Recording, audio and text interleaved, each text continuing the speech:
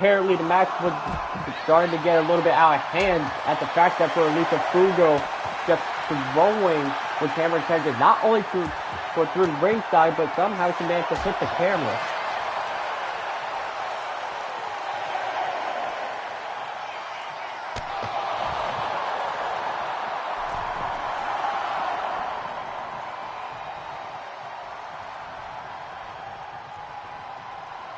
I have no fucking clue. But I guess for Elisa Fugo managed to take home like a win by count out. And I'm not sure what this, how Elisa Fugo wanted to win, but hey, whatever works. But yeah, we really do need to figure out what the hell is happening with our cameras. Like, they just seem to like shut off randomly. Don't know why. But hopefully we have it fixed for the rest of the pay-per-view. Which I'm assuming we do. So now, Cobra, I hope you're ready to call this matchup here. Oh, as a matter of fact, I am.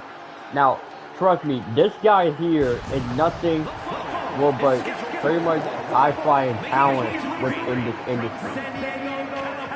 Like, ever since I see this man in the Performance Center, all I can see is a future star in the making.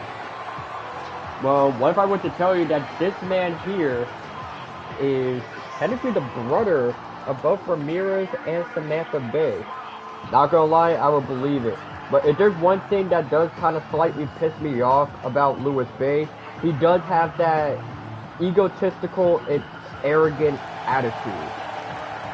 Technically, he does tend to act like a complete asshole when provoked. Well, remind me not to get on his bad side because we don't want another dipshit in the company. Speaking of which, have you ever heard of BJ Ray before? BJ Ray? I heard the name before, but it doesn't ring a bell. Well, you might be in luck. What, is he that? If you want the typical heel work that he does, then yeah. Oh boy.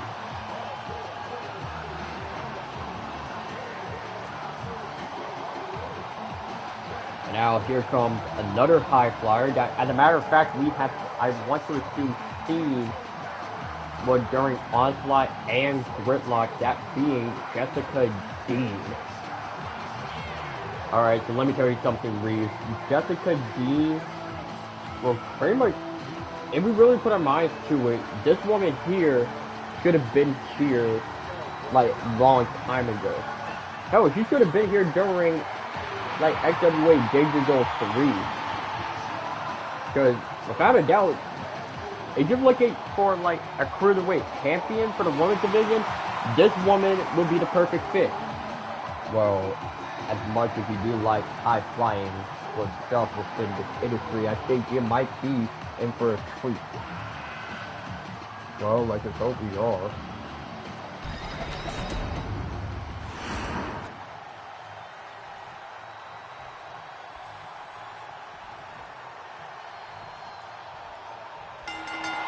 Now the match is underway between a debuting Louis Bay taking on, well, Jessica Dean.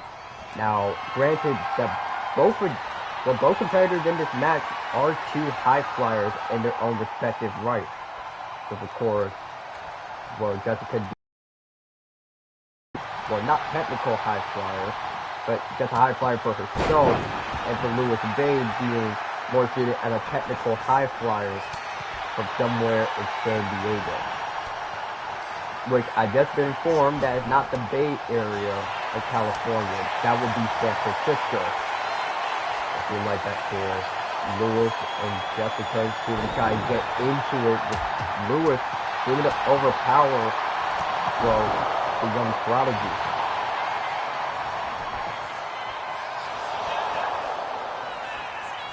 Now, the fact you're calling Jessica Dean the young prodigy, you're actually all kind of right. It's just only Jessica Dean being 21 years old. And technically, with her just being like 21 years old, she already has, well, pretty much the knowledge and experience of a veteran high flyer, which is insane. Well, Well, you see, that is a woman that knows pretty much the history and let alone the overall, well, outcome high-flying greatness in this type of scenario. Also, can we acknowledge the fact that Louis Bay and Jessica Dean are somewhat matching in attire? Wait, what? Oh shit, I just noticed.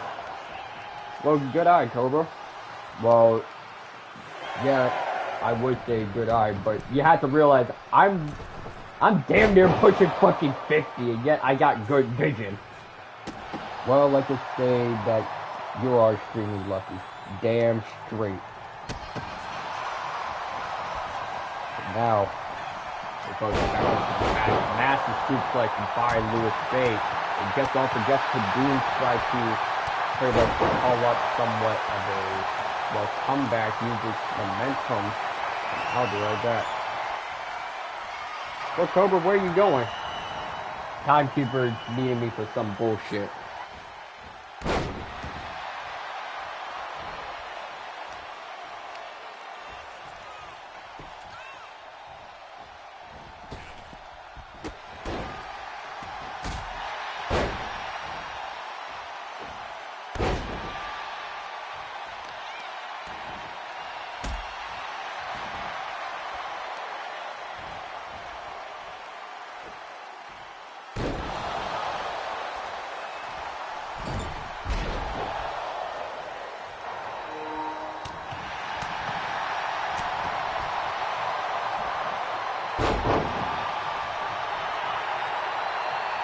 Alright, so Cobra, what the hell were you talking about with the timekeeper?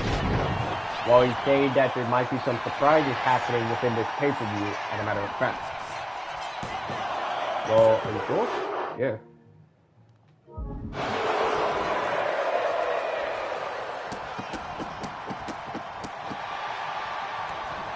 Well, like this, oh, well, you're right about these damn surprises coming in. Because, honestly, I do love surprises. Well, I fucking don't, because usually they will end badly. I don't know what the hell they just witnessed from Louis Bay, but fuck it, you going for the cover now. That's Jessica Dean, and it's a kick out at 2. Okay, Cobra, I'm starting to notice a few things, well, about Jessica Dean. Technically, she is not even trying, well, in this match. Like, I get it.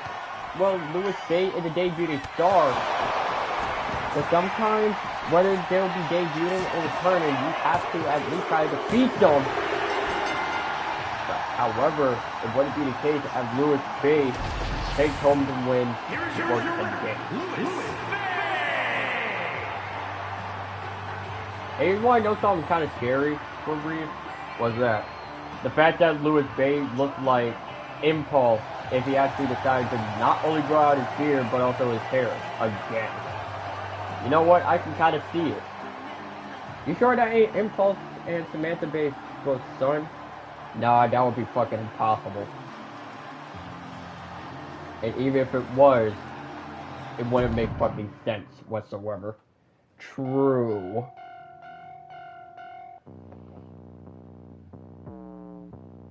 But now it's time for some tag team action here, as it would be Willow Darby taking on the Media Outcast, that being our women's tag team champions, for those that are living under a rock.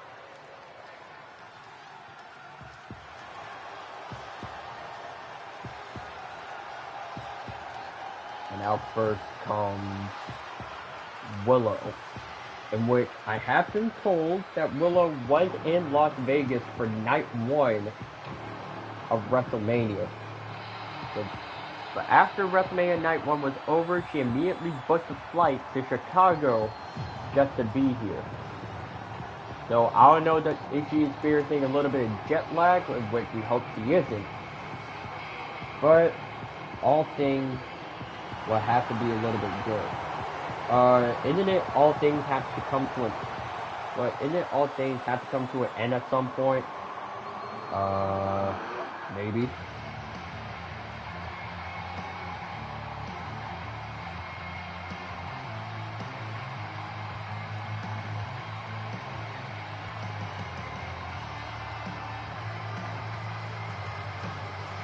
So as you see here for Willow, well, I'm not sure as mentioned before, but classic face paint. You know what? I do want to address one thing slowly. Was that the fact that, well, for Willow, when not coming out in the red and black gear that he somewhat debuted at Danger Zone in New Jersey. So, to be blatantly honest with you, that was one of my favorite gears. Well, now mentioning it, you are kind of right. But that does leave me thinking, what other gears, what other colored gears that Willow has? Because usually she is known for wearing was something that would fit the noir era. That being black, white, and gray. True. And now here comes the student, well, the so-called student of Willow, that being Nicole Darby.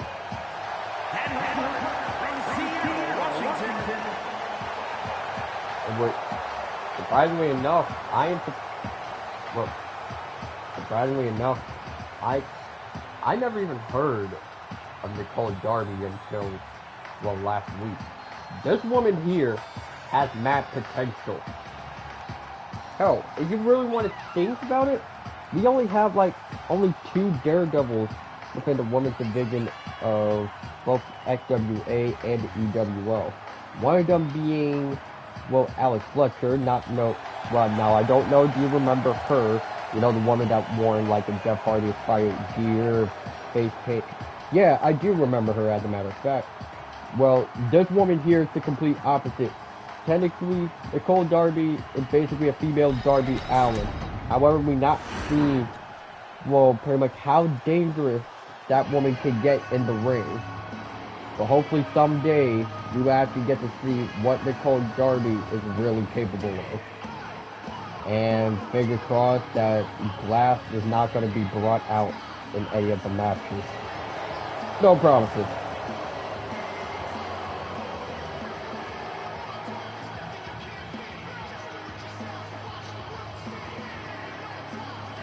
Now, out comes Rebecca Starr and her tag partner, that being... Oh wait, no. Well, out first with Dexter Ray, and the woman that's right next to her is Rebecca Starr. Shit, my bad. You really have a problem trying to announce who is who. Well, I mean, they do wear matching gear, so I don't know which one is which. Why, you sure? You sure you don't need glasses, Cobra? No, I don't. So like I said, I've never seen, well, this tag team before. I heard about them, yes, but never in my life have I ever seen them compete here. And another thing, I didn't know that these, well, pretty much that these guys are basically your woman's tag team. Well, they are. And mind you, media outcasts are nothing to joke around with. Pretty much these two have one of, if not the most successful careers within EFED wrestling history. Other than the fact that they got, I'm not sure they want me to bring this up on commentary, but the fact that they got exiled from APW, Atlantic Pro Wrestling.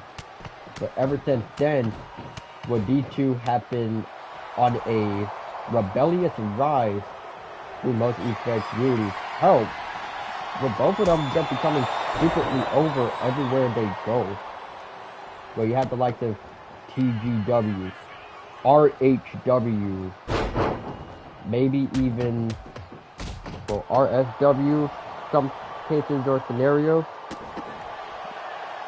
TEW, fuck it, the list goes on. Like, D2 are technically the most collected superstars that we have here in this very ring. So what you're telling me is that these two are pretty much the damn Usos of the EFED wrestling community. Pretty much, yeah. Now, granted, they're not twins, but they're actually, I want to assume, best friends well, that got into the business together. And do I even want to know the history? The Outcasts are not a tag team. They are more of a stable because they have a shit ton of members. In fact, well, 2 of those members, they're actually here, well, in the EWL, that being Impulse and Cassidy Walker. Now, that I kind of know of, but at the same time, I never would expect that for the Outcasts being like a full-on, like, faction-like stable. And now thinking about it, it would be kind of crazy to see what would happen if, well, the media outcast, pretty much majority of all, well, founding members of the media outcast were to show up here in like an invasion of the EWL. Well, let's just hope that doesn't happen because that would be a bunch of work, well, for Brittany Turner backstage. And I'm pretty sure she doesn't want to go through that. Well, yeah, now thinking about York, right.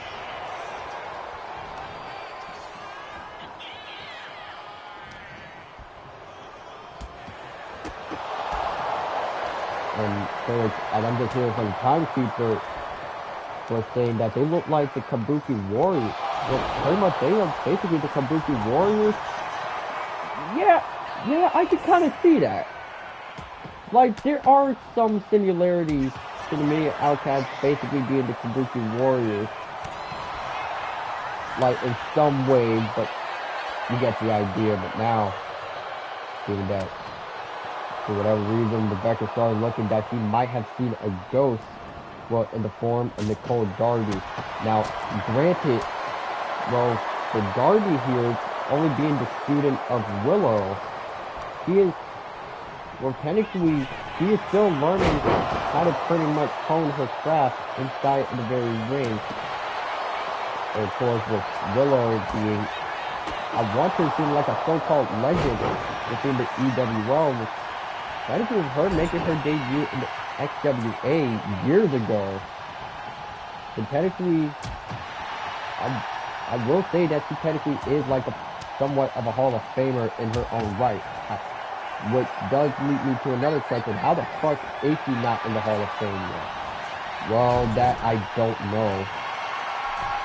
I will say maybe after this year she might be finally inducted to the Hall of Fame.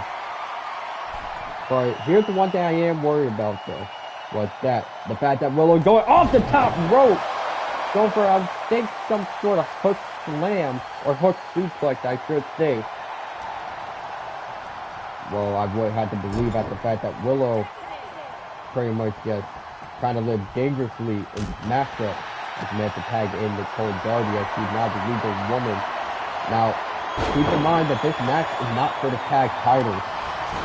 So this is just like a normal match or anything. You'll pick out one almost immediately. So, about Willow, maybe during this year she might have a full-on Hall of Fame run to the point where at the point she retires, she might just pass the torch to Nicole Darby to be the new Willow. Well, if that's the case, then that would be kind of emotional and heartwarming of Willow passing the torch to her student, that being for Nicole Darby. I will have to say that for Darby here, that knows exactly how she can finish off this match, whether she can version of a coffin drop or not. But there's just fear when Nicole Darby. As a matter of fact, wasn't there another person here that was kind of similar to Darby Allin? Who? Ryan Stone? Yeah, him. Whatever happened with Ryan Stone? Well, you're gonna be shocked when I tell you this, but for Ryan Stone, he asked for his release. Reasonable. So, with Ryan Stone to his side, I have a feeling that for Nicole Darby might be using, well, majority of the moveset that Ryan Stone has, was such as the Deadman Spear and the Tombstone Drop. So technically, if you really think about it, Nicole Darby is like a hybrid between Ryan Stone and Willow.